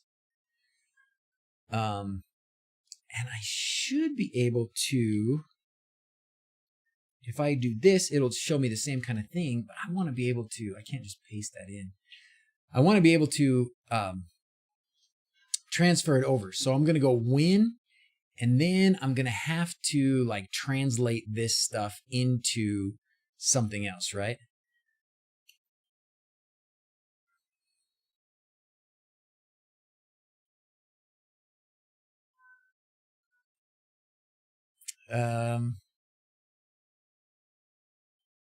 Easier to use JSON and Node-RED. Maybe, Mark, maybe you're right. Maybe we should do that. You know how to do that? Give me some pointers real quick. Maybe we'll do it that way instead of this way. Because what I'd have to do here is I'd have to go win, and then I think I have to go like equal. Is it slash or is it equals? I can't remember. And then maybe and, or no, then I have to do like, I don't remember what it is. But anyways, basically I have to put in all of the like effects. Here it goes. So and, right? We'd have to do and then the effects. So in this case, let's go back to this one. So this is kind of the hard way. So if we go here, we go /win. That gives us this information. And then if we want to put that into here, we got to go, okay, FX. So which one is the effect? FX is 93. So I go back to here and I change FX to 93. All right. So then I'm looking back at 120 again, and I want it to be, I don't think I need, well, let's do SX and IX, okay? SX is going to be, let's actually move this over here so we can look at both of them at the same time. Does anybody know what I'm doing? Can you guys follow this at all? Because I know it's confusing. So I'm going to change SX now to 221. Okay. And then I'm going to change IX to 50. And then I don't care about those colors. I don't care about my primary colors. What I do care about is the palette. And I don't know what it is, but I think it's FP. So I'm going to go... Oh, IX equals. Sorry, I got that wrong. It's got to have an equals in there. So each of these is a command, okay? In WLED, each of these is a command. If you want to know what the commands are, you can go here and you can go to HTTP request API, and it will show you what the commands are and what they do. Okay. So if I want the palettes, let's see what palette is. Yeah, FP is the palette. So perfect. So so over here, where it says FP, it gives me my palette number. So my palette number is 30. So over here, I can do another command, which we separate each command with an AND symbol. And then I can go FP equals 30. And that will set my palette. So what do I have? So I have FX, SX, IX, and FP. So this is the FX is the effect, I'm pretty sure. FX is the effect index, so it tells me which effect I'm running. The SX is the speed, the IX is the intensity, and the FP is the palette. All right. And then, let's see, I think some of these others are probably just, let's see what some of these other ones mean. What is CY? Is preset cycle is off. PS is probably what preset number it's on. Last cycle preset, okay. IXFX, WV and WS. I don't know what those are. WV is primary white value. Okay, so I don't have primary white at all. And then saves current setup to preset. Oh, cool. Oh, I could set it to a preset value. Oh, that's cool. So I could actually even just go and PS equals 14, and I could also set it to 14. So what I'm doing is basically I'm taking this information from one WLED board, figuring out what this win command needs to be as like an HTTP post, I guess. Is that what it is? Maybe it's a get, whatever. I'm putting it in the browser, and when I activate this, it should put these effects, speed, intensity, palette, and the preset save number in this different WLED controller. Let's see what happens. Appear to be style associated with it. Oh, because now it's win. So if I take this out now and go there, if I turn it on and turn on the peak, should be doing it. It does not look like it is. Oh yeah, it is. Yeah, it's doing it. It's doing it. It's doing it. It's doing it. But I don't think it didn't set it to preset 14. That's fine. We save it, set it to preset 14.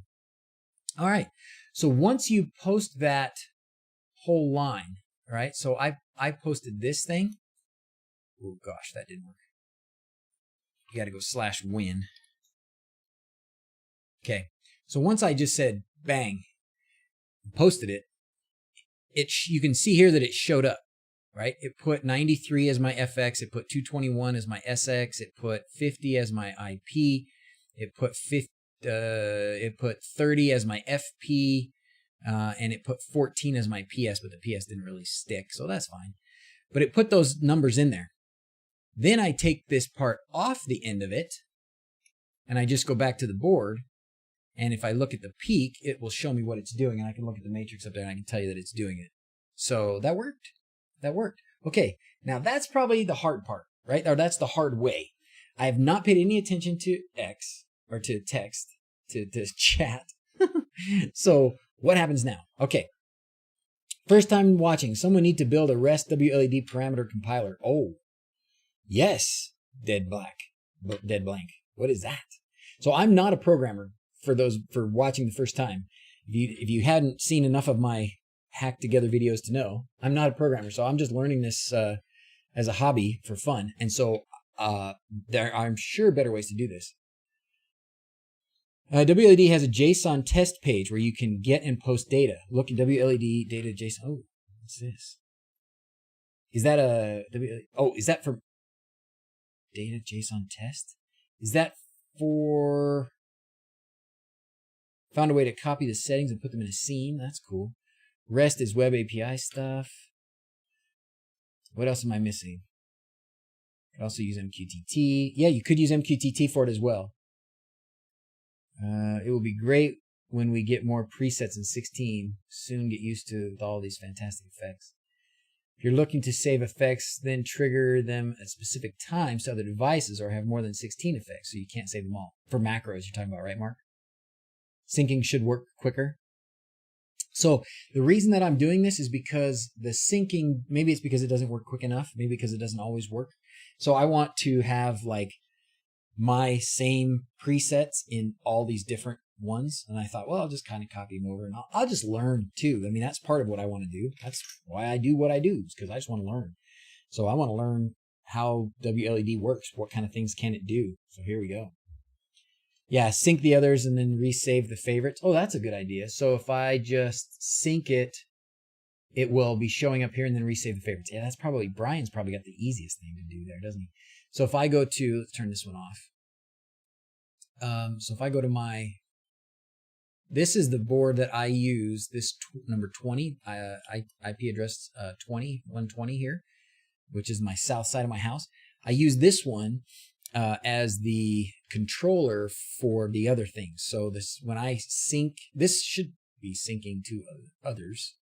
I don't know why it is. Other lights in this network will now sync with this one. Huh? They weren't before. So that might have been part of my problem. Anyway, if I hit, we'll say this one, right? It'll turn on, it'll show this. Now, if I want to go to a different one that is listening on the same, UDP port, would be like this one. Oh, this is the castle. No, the castle shouldn't be listening on the same UDP port. You like how I do my backgrounds? I do my backgrounds to tell me which one I'm looking at. I don't remember what they all are. I don't remember their IP addresses, so we're going to go to Unify and look real quick.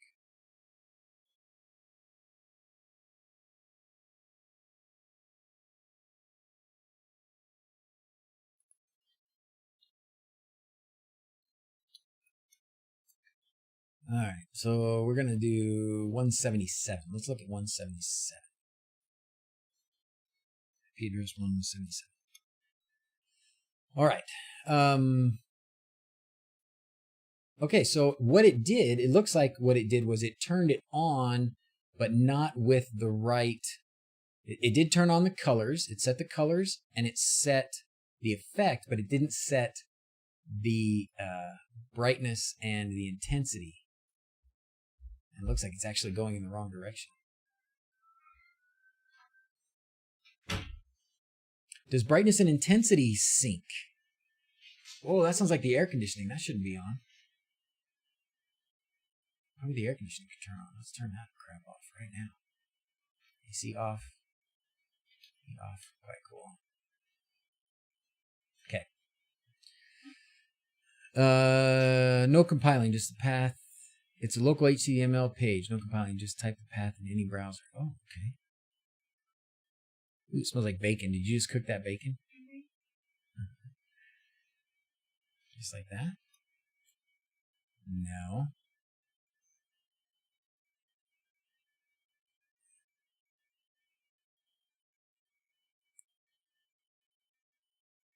The JSON tool is in the WLED source code. It's an HTML page that lets you read or send commands. Can be used to cut and paste data between controllers. Oh, so you're saying I have to download the WLED code and it's in there?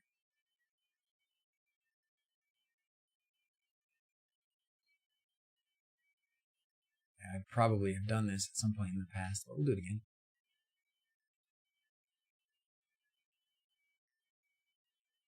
Let's put it here. Oh, okay. Hey, Kenneth. Kenneth is back. We were just talking about you.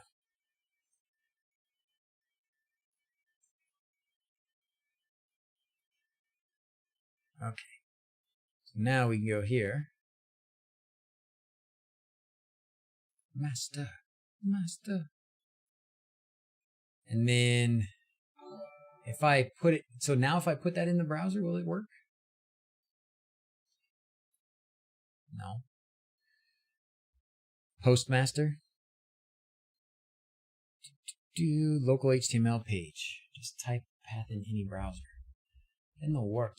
But if it's a local page, then I should be able to go here and find it, right? What's the path again? Data, JSON, HTML. Okay.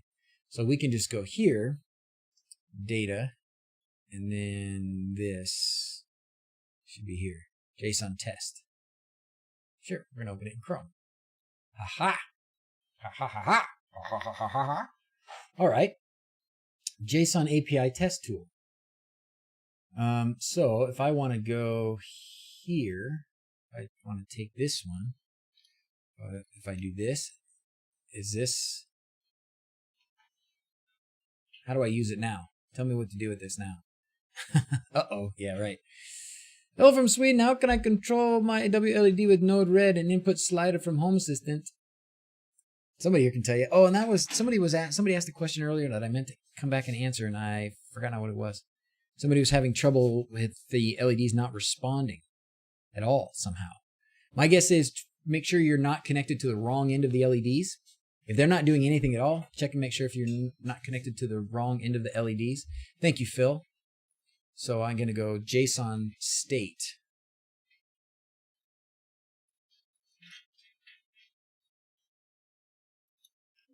Aha! It thinks it's Albanian. Okay, so now I can copy all this. So I went to the IP address of the WLED controller and then /JSON and then /state. And now I can copy all this. Now I can go in here, right, and do that. Is that right? And then what? Then can I put a different IP address in here?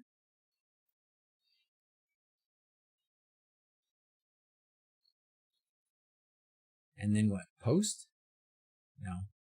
Get? Oh. Wait. I think I'm understanding.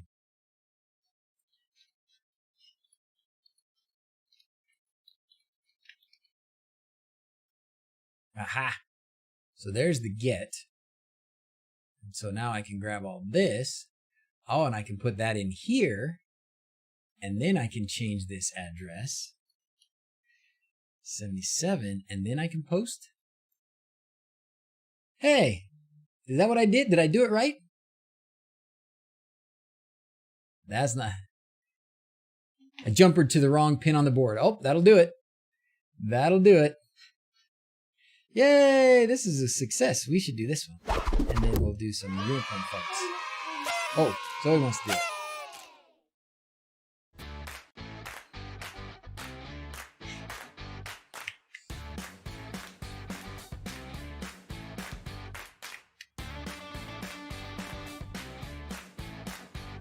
Why is my teenage daughter laughing at my dancing? Oh, the shade's coming up. You know what that means? It's time for sign off. Well, it means it's 2 o'clock, and today it means time for sign off. I'm such a hacker, I know, right? You know Dawson, cute, fun little Dawson. He's got such a crazy mind, and he says that to me all the time. He'll see me doing this stuff. Dad, are you a hacker? No, son, not a hacker. I do have a lot of hoodies, though. Does that make me a hacker? All right. Do the singing squirrels. Yeehaw! If I do the singing squirrels, then I have to talk over them, but we can do it. It's been a while. Yeehaw! If I sing along with them, then maybe they won't catch me for copyright.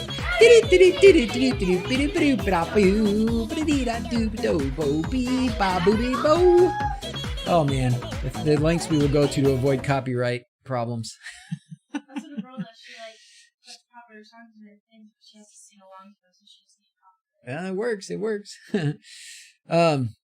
Ryan Smith, did we talk power injection? We did, but better than rewinding this stream because it probably wasn't very extensive. You can rewind some of it. It was just in the last, what would you guys say, the last half an hour? Maybe if you go back about 15 minutes and then go back a half hour from that. So go back 45 minutes ago and then watch for about a half an hour. That's probably in the middle of the voltage injection stuff. Then somebody did the dab. Oh, that hurt. I don't know how I can't do the dab. But a better solution though, and I will put these in the video description, a better solution if you really want to learn more about voltage injection, power injection, there is an old video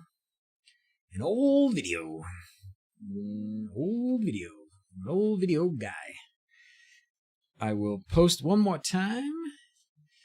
How do we get these things in the video description, Blade? Wasn't there a way? Isn't there a way we can do that? I can't remember now. Seems like there was. You guys do so many cool things, and then I forget, and then... This video here will help you. Power injection was 40 minutes ago. Thank you, Kuba. So we did talk power injection, and I did do a lot of explaining, so it would probably be useful to watch that.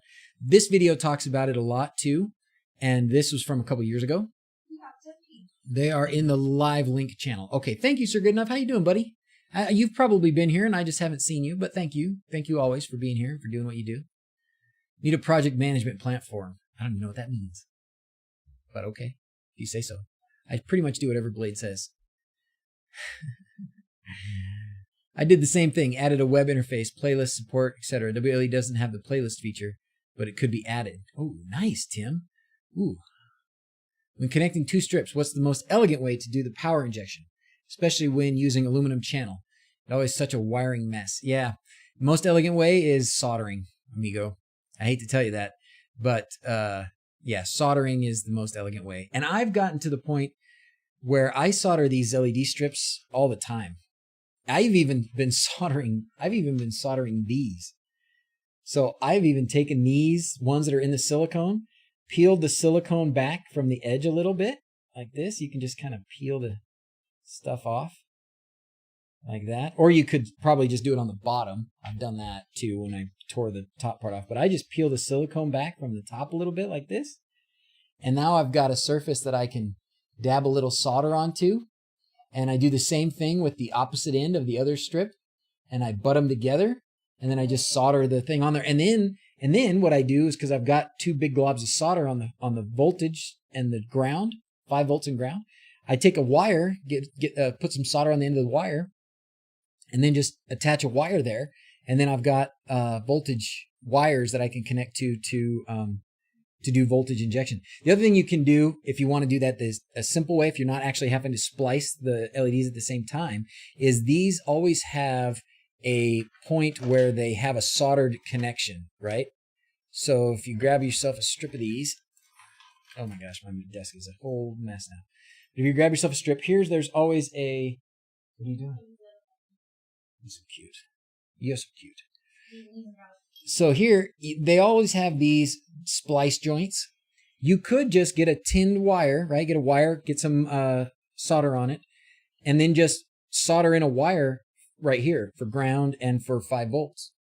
And that's not hard. I know it seems like, oh my gosh, soldering is pain. It's not. You will expand your ability to do these kinds of projects tremendously by spending some time with the soldering iron and getting better at it. You can do it. All you have to do is heat this up. If you put a wire there, you set a wire on top of that has solder on it, and then just set your soldering iron on there. They'll melt together. You take your soldering iron off, and they'll solidify together, and you're done. You totally can do it. You can do it. I will show you how to do it. No, I'm just kidding. Bought a TS100 the other day after the video. Good, Art. Good. Don't make it too hot. Yeah, probably could burn your LEDs if you let it get too hot, right? Probably damage the LEDs if you let it get too hot. All right, everybody. That was a good stream. That was fun. Just soldered my first strip. Didn't quite get the silicone off, but the hot solder iron sorted that problem out. Yeah. All right. Let's call the kids up for sign off. Here it comes. Oh, they might be in the basement. It's time for sign off. We could do a Zoe sign off. We could just have Zoe sign off. Let's give them like 30 seconds to see if we hear them come tramping up the stairs, and if we don't, then it'll be Zoe only sign off. What happened to your finger? I played like one entire Oh, that's awesome. I love it. So Zoe, during her confinement, during her COVID confinement, picked up the guitar. Didn't you, baby? Mm-hmm. She's a guitarer now. Here you can see where I soldered some. Oh, you can't see. They're coming. I soldered these wires onto the end of this strip and then just put a little bit of hot glue on there. So, okay, are we ready, girls? How do you want to sign off? Is the right in the middle of her. Oh, yeah? Yeah. How do you want to sign off? What do you want to do? How do you think we should sign off today? I'm ready for ideas. Zoe, what's your idea if you want an idea? Like we're singing. Halloween. Oh, Halloween. Like a creepy doll. Halloween. Don't be too loud. Okay? You're really close to my microphone. Okay, we're going to sign off like it's Halloween. Okay? We're going to sign off like Halloween. Okay? Ready? As always, thanks for watching. Until next time, adios. I think she won this creepiest. She did this like little creepy doll thing. Okay, everybody. We'll see you next week. Take care. Adios. See you on next Sunday. Oh man, I'm scared. Bye. I'm scared.